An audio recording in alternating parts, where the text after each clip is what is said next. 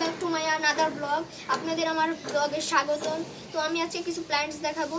আমার একটা প্ল্যান্টস ঝড়ের জন্য ভেঙে গিয়েছে, তো আমি আমার প্ল্যান্টসটাকে দেখাবো। প্রথম প্ল্যান্টগুলোকে আমি আজকে সব প্ল্যান্টস দেখানোর আপনার চেষ্টা করব। তো আমার প্ল্যান্টসগুলো দেখতে পারেন আমার বাবা এগুলো খায়, কারণ হলো এগুলো হলো ডায়াবেটিসের গাছ।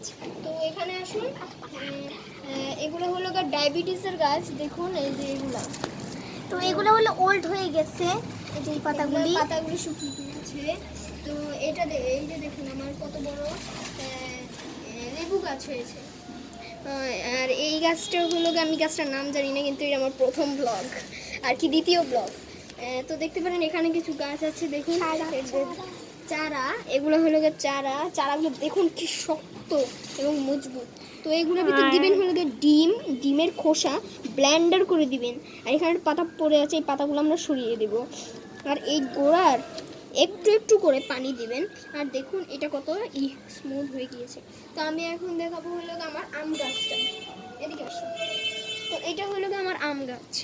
দেখুন নিচে দেখুন আমি কি সুন্দর প্লাস্টিক দিয়ে জিনিসটা করেছি, যাতে কোনো শামুক বা অন্য কিছু না আসে। শামুক তাড়ানোর সবচেয়ে ভালো জিনিস হলো শসা যদি আপনারা এখানে দেখবেন শামুকগুলো উঠে যাবে। তো এখানে দেখুন আমার তুলসী গাছ দেখতে পারেন। আর আমি এই ক্যাকটাস দেখুন, এটা হলো ক্যাকটাস গাছ। এই গাছটা প্রায় আমি 2 বছর আগে কিনেছি। দেখুন 2 বছরে কত এটা বড় হয়ে গিয়েছে। তো এখানে আসুন, আমার এখানে এই যে বলেছিলাম ঝড়ে একটা গাছ ভেঙে গিয়েছে, তো এটাই সেই গাছ। খুবই কষ্ট লাগছে, কারণ আমার গাছ ভেঙে গিয়েছে। এগুলো আমার মা সামলায়, আমার মায়ের খুবই গাছ পছন্দ। তো দেখতে পারেন গাছটা পুরোপুরি ভেঙে গিয়েছে। আর এই যে দেখুন আপনাকে আমি দেখাইতেছি, দেখুন গাছটা ভেঙে গিয়েছে, দেখেছেন? তো গাছটা ভেঙে যাওয়ার কারণে আমি খুবই কষ্ট পেয়েছি। তো এখানে আমার ছোট একটা অ্যালোভেরা আছে, এই যে আপনাদের দেখাচ্ছি, এটা হলো আমার ছোট অ্যালোভেরা। তখন আমি রেখে দিচ্ছি। এখানে আমার টমেটো গাছ আছে, দেখুন আমি এখানে কিছু আলু, দেখুন এখানে আমি কিছু আলু দিয়েছি। এই যে দেখুন আলু দিয়েছি আর পেঁয়াজের খোসা দিয়েছি। আর দেখুন গাজরের কিছু কাটা আছে, এই দেখুন গাজর, আমি পেঁয়াজের খোসা দিয়েছি কিছু।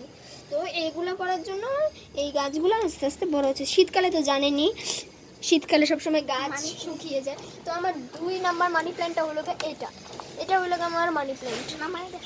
এটা হলো আমার মানি প্ল্যান্ট। তো দেখতে পারেন আমার মানি প্ল্যান্টটা নামানো যাচ্ছে না, কারণ গাছগুলো দেখুন কত বড় হয়ে গিয়েছে।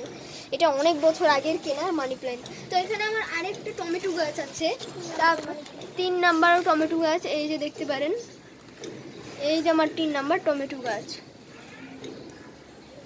দেখেন। তো আমার 3 নাম্বার টমেটো গাছ ছিল। আর এটা হলো মানি প্ল্যান্ট, দেখুন কত পর্যন্ত ঝুলে পড়েছে। এত বড় মানি প্ল্যান্ট অবশ্যই আপনারা দেখেন। আমি নাকি শুনেছি যাদের মানি প্ল্যান্ট খুবই বড় হয় তারা নাকি খুবই বড় লোক হয় এবং টাকা পয়সা তাদের অনেক বেশি থাকে। এটা আসলে ভাও কথা বলতে আসলে। তো আমার আম গাছটা অনেকদিন ধরে চেষ্টা করছি যে আম ধরবে নাকি, তো আমটাই ধরছে না, আমি কি করব। তো দেখতে পারেন আমার ক্যাকটাস গাছটা আমার খুবই পছন্দ, তার জন্য আমি ক্যাকটাসটা লাগিয়েছি।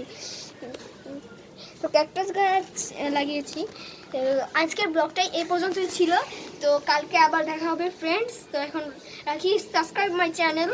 আপনারা অবশ্যই আমাকে 1 লক্ষ সাবস্ক্রাইব করবেন আর 10 লাখ লাইকস দিবেন। অবশ্যই আমার চ্যানেলকে সাবস্ক্রাইব করবেন এবং লাইক দিবেন। Bye bye friends, bye bye.